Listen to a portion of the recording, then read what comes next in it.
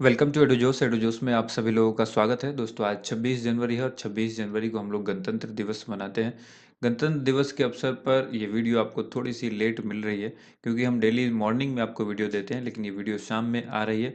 इसकी वजह वही है कि दिन भर हम लोग गणतंत्र दिवस में व्यस्त थे, जिसकी वजह से आपको ये वीडियो देरी से मिली। उसके लिए हम आपसे क्षमा चाहते हैं। यहाँ पर इस वीडियो में हम लोग करंट अफेयर्स के कुछ महत्वपूर्ण क्वेश्चंस देखेंगे और इसके साथ स्टैटिक जीके और करंट अफेयर्स का रिवीजन भी कराया जाएगा आपको। इस वीडियो की पीडीएफ फाइल डिस्क्रिप्शन में लिंक के माध्यम से आप डाउनलोड कर सकते हैं। शुरुआत करते हैं आज की इस वीडियो को, जो कि हमारा डेली मोटिवेशनल कोट होता है। हम लोग यहाँ से शुरू करते हैं। हासिल होगी मंजिल भी तू तैयारी करके तो देख, आग लगेगी फिर सीने में तू चिंगारी बन के तो देख। तो इस वीडियो को हम लोग शुरू करते हैं। आपको चिंगारी बनना है और ये बनाना मेरा काम है। एक न एक दिन आप चिंगारी ज़रूर बनेंगे और फिर आप आग लगाएंगे, क्योंकि आपके अंदर वो जज्बा होगा कंपटीशन एग्ज़ाम को जो है कंप्लीट करने का, फेस करने का, उसको क्रैक करने का।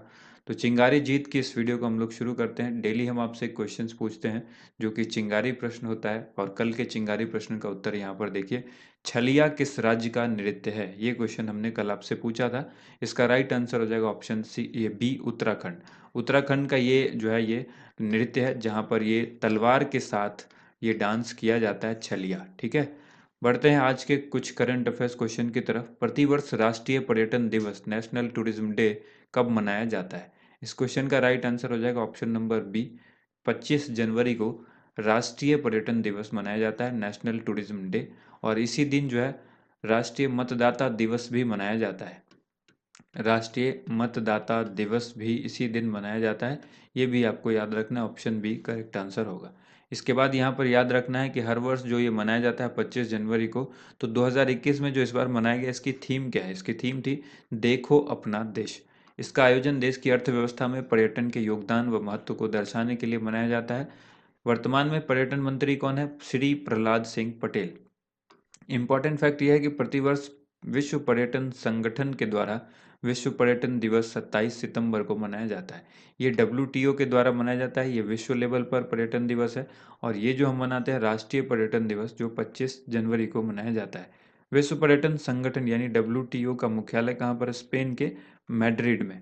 करंट अफेयर्स रिवीजन में यहाँ पर आपको याद रखना है, भारत 2019 में विश्व यात्रा और पर्यटन प्रतिस्पर्धा सूचकांक में 34वें स्थान पर था। यह सूचकांक कौन जारी करता है? विश्व आर्थिक मंच यानी WEF, वर्ल्ड इकोनॉमिक फोरम जारी करता है। इसके बाद यहाँ पर जनवरी के कुछ महत्वपूर्ण दिवस आपको याद रखना है, जो रिवीजन के तौर पर है। अब तक यानी 1 जनवरी से लेकर अभी तक जितने भी इंपॉर्टेंट करंट अफेयर्स में आपको ये दिवस याद रखने हैं, वो इस प्रकार हैं। वैश्विक परिवार दिवस 1 जनवरी को मनाया जाता है। DRDO स्थापना दिवस 1 जनवरी को है। विश्व ब्रेल दिवस 4 जनवरी को मनाया जाता है। विश्व युद्ध अनाथ दिवस 6 जनवरी को मनाया जाता है। प्रवासी भारतीय दिवस 9 जनवरी को मनाया जाता है। इसी को NRI डे कहते हैं। इसी दिन 9 जनवरी 1915 को महात्मा गांधी जो है हमेशा हमेशा के लिए दक्षिण अफ्रीका यानी साउथ अफ्रीका से भारत लौट आए थे। इसी वजह से प्रवासी भारतीय दिवस मनाया जाता है। विश्व हिंदी दिवस 10 जनवरी को मनाया जाता है। राष्ट्रीय युवा दिवस 12 जनवरी को मनाया जाता है। भारतीय सेना दिवस 15 जनवरी को। राष्ट्रीय बालिका दिवस 24 जनवरी को। और अंतर्राष्ट्रीय शिक्षा दिवस भी 24 जनवरी को।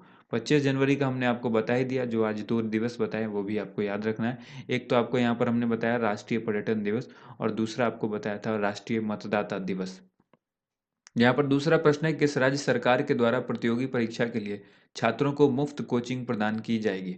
इस क्वेश्चन का आंसर क्या हो जाएगा? करेक्ट आंसर होगा ऑप्शन नंबर डी। ठीक है, उत्तर प्रदेश यानी योगी आदित्यनाथ ने, जो कि उत्तर प्रदेश के मुख्यमंत्री हैं, उन्होंने प्रशासनिक व रक्षा सेवा, मेडिकल व इंजीनियरिंग से जुड़े प्रतियोगिता परीक्षा की तैयारी करने वाले युवाओं के लिए मुफ्त कोचिंग सुविधा की शुरुआत की है। ये जो है फरवरी से शुरू किया जाएगा, जिसका नाम होगा अभ्युदय।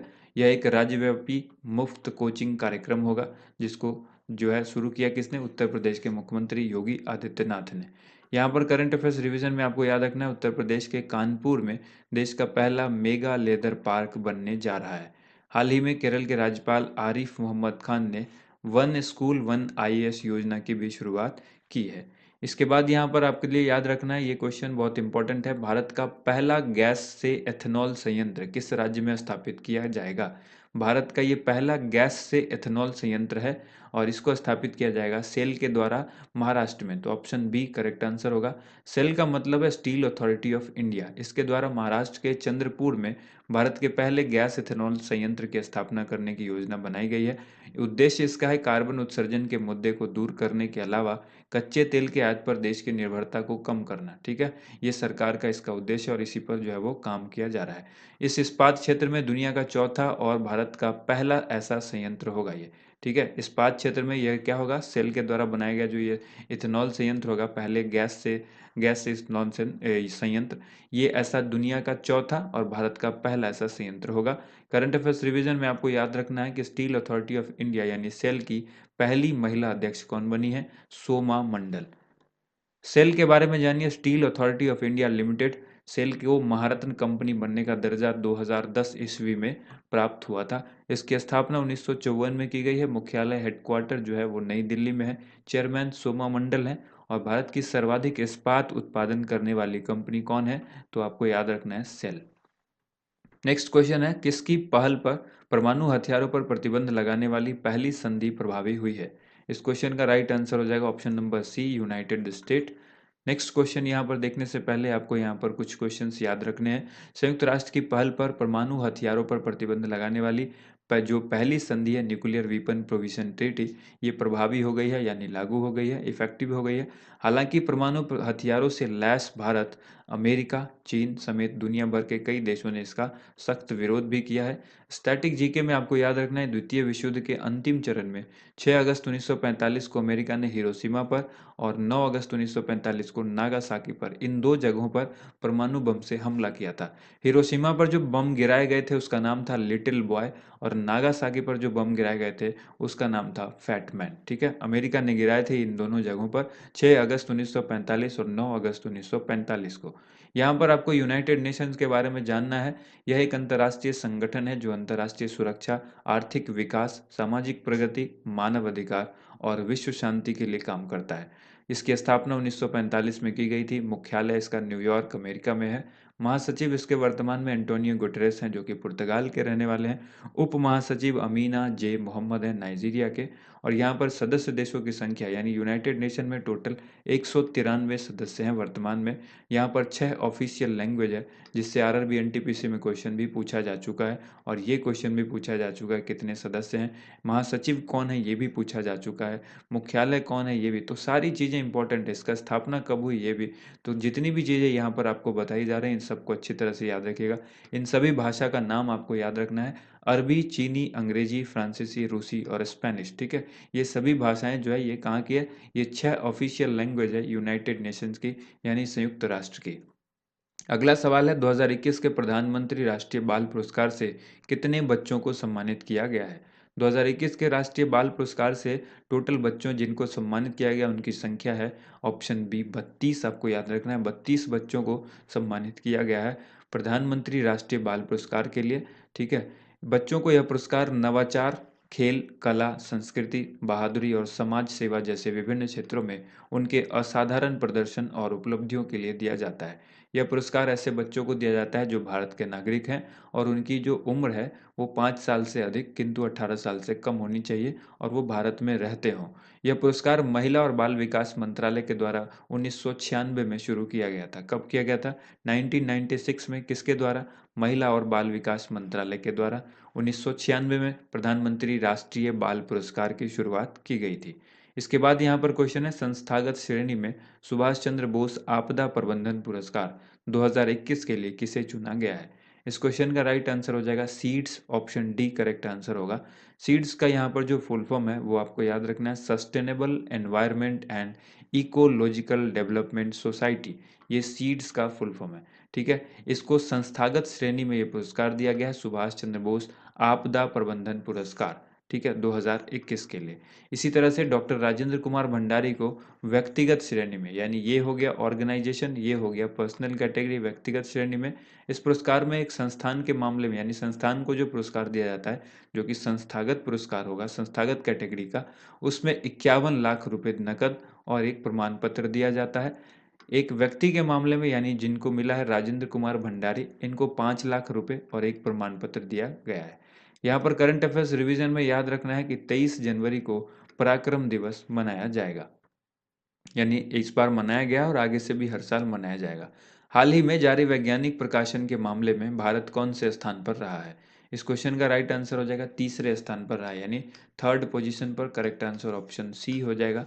यहाँ पर आपको याद रखना है कि हाल ही में विज्ञान और प्रौद्योगिकी विभाग के द्वारा जारी वैज्ञानिक प्रकाशन के मामले में भारत तीसरे स्थान पर रहा, जबकि चीन जो है वो पहले स्थान पर रहा है, अमेरिका दूसरे स्थान पर रहा है।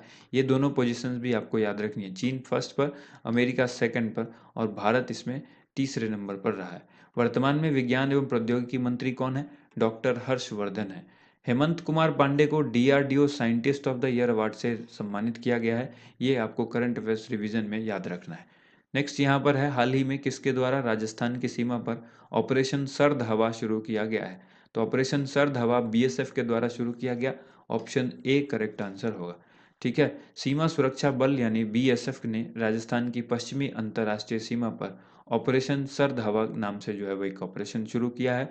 इसका उद्देश्य है कि इस क्षेत्र में घने कोहरे के कारण घुसपैठ की घटना की जांच करना और जैसलमेर में सीमावर्ती क्षेत्रों में सुरक्षा बढ़ाना है। भारतीय गणतंत्र दिवस को ध्यान में रखते हुए यह अभियान चलाया गया था। 21 जनवरी से लेकर 27 जनवरी तक के लिए ये चलाया गया है। ठीक है, क्योंकि 26 जनवरी के अवसर पर हो सकता है कुछ इस तरह की जो घुसपैठियां हो आतंकवादी संगठन के द्वारा, उसको रोकने के प्रयास से ये जो है ऑपरेशन सर्द हवा शुरू किया गया। इंपॉर्टेंट फैक्ट यहाँ पर है, राजस्थान की अंतर्राष्ट्रीय सीमा पाकिस्तान के साथ लगती है। किस देश के साथ? पाकिस्तान के साथ लगती है। करंट अफेयर्स रिवीजन में आपको याद रखना है, राजस्थान पुलिस अकादमी को प्रशिक्षण के लिए, किसके लिए? प्रशिक्षण के लिए सर्वश्रेष्ठ संस्थान का दर्जा दिया गया है। यहाँ पर आपको सीमा सुरक्षा बल यानी बीएसएफ के बारे में जानना है। इसकी स्थापना 1965 में की गई थी। हेडक्वार्टर नई दिल्ली में है। राकेश अस्थाना इसके महानिदेशक हैं और जो मंत्री यानी मंत्रालय इसके लिए रिस्पॉन्सिबल होता है, गृह मंत्रालय होता है। गृह मंत्रालय के मंत्री हैं अमित शाह। जीवन पर्यंत कर्तव्य यानी ड्यूटी अनटू डेथ, ये इसका आदर्श वाक्य है। मातृ संस्था जो इसकी है वो केंद्रीय सशस्त्र पुलिस बल सीएपीएफ कहते हैं इसको। सीमा सुरक्षा बल भारत का एक अर्धसैनिक बल है। किस प्रकार का है?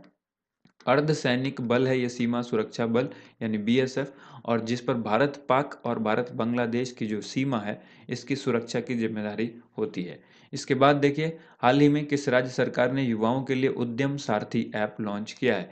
ये जो उद्यम सारथी ऐप देख रहे हैं, ये किस राज्य सरकार ने लॉन्च किया है? युवाओं के लिए किया गया है, तो करेक्ट आंसर उत्तर प्रदेश हो जाएगा।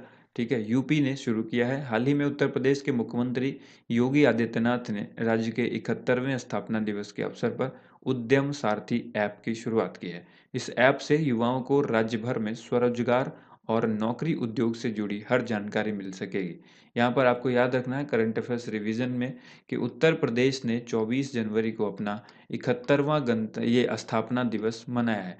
71वां स्थापना दिवस किसने मनाया? उत्तर प्रदेश ने मनाया। कब? 24 जनवरी 2021 को। इसके बाद देखिए, फाइटर प्लेन की लैंडिंग टेक ऑफ के लिए एक्सप्रेसवे पर 2 एयर स्ट्रिप बनाने वाले देश का पहला राज्य कौन बन गया है? इस क्वेश्चन का राइट आंसर हो जाएगा option number D, Uttar Pradesh. ठीक है, यूपी जो है ऐसा देश का पहला राज्य बन गया है जो कि लैंडिंग और टेक ऑफ के लिए एक्सप्रेसवे पर 2 एयर स्ट्रिप बनाया है। उत्तर प्रदेश देश का पहला ऐसा राज्य है जिसके पास एक्सप्रेसवे पर 2 एयर स्ट्रिप है, जिससे आपातकालीन लैंडिंग और लड़ाकू विमानों को ले जाया जा सकेगा। उत्तर प्रदेश की राजधानी लखनऊ से लेकर गाजीपुर तक बन रहे पूर्वांचल एक्सप्रेसवे पर एयर स्ट्रिप बनकर तैयार हो चुकी है और इस एयर स्ट्रिप की जो लंबाई है 3300 मीटर है, यानी 3300 मीटर है। इसके बाद यहाँ पर आपको उत्तर प्रदेश के बारे में कुछ चीज़ें जाननी चाहिए जो स्टैटिक टाइप के क्वेश्चन है। इसका गठन 24 जनवरी 1950 को हुआ है। वर्तमान में इसके मुख्यमंत्री योगी आदित्यनाथ हैं, राज्यपाल आनंदीबेन पटेल हैं। राजधानी इसकी लखनऊ में है जो कि गोमती नदी के किनारे स्थित है। सबसे अधिक जनसंख्या वाला राज्य कहलाता है ये उत्तर प्रदेश, जिसकी जनसंख्या लगभग 20 करोड़ है और 8 राज्यों के साथ इसकी सीमा लगती है यानी बाउंड्री लगती है। एक यूनियन टेरिटरी भी है दिल्ली, जिसकी जो सीमा है वो उत्तर प्रदेश से लगती है। तो 8 राज्य और एक यूनियन टेरिटरी आप याद रखिएगा।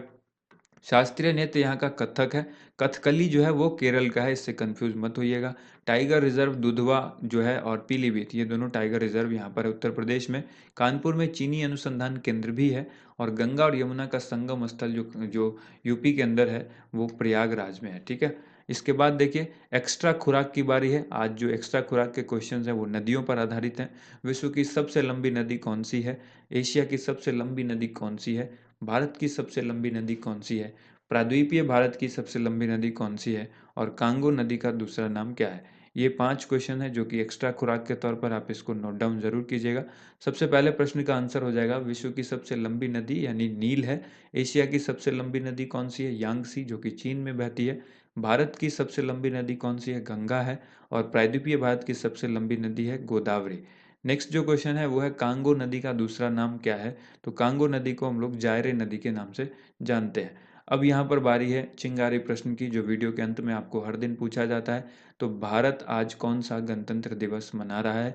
आंसर हो गया यहाँ पर क्या होगा इस क्वेश्चन का। चलिए इस क्वेश्चन का आंसर ही बता देते हैं क्योंकि समय बहुत कम है। आप लोगों को फिर अगले दिन की भी वीडियो मुझे देनी है। यहाँ पर राइट आंसर हो जाएगा 72वां गणतंत्र दिवस। तो ऑप्शन नंबर बी जो है वो करेक्ट आंसर होगा। ठीक है, भारत जो है आज इस भारत ने 26 जनवरी 2021 को कौन सा गणतंत्र दिवस मनाया है? 72वां गणतंत्र दिवस मनाया है। तो वीडियो को यहीं पर समाप्त करते हैं। वीडियो पसंद आई हो तो इसे लाइक कीजिएगा, वीडियो को शेयर कीजिएगा। इस वीडियो का पीडीएफ फाइल नीचे डिस्क्रिप्शन में दिए गए लिंक से आप डाउनलोड कर सकते हैं। Thank you so much. आप सभी लोगों का वीडियो देखने के लिए बहुत बहुत धन्यवाद।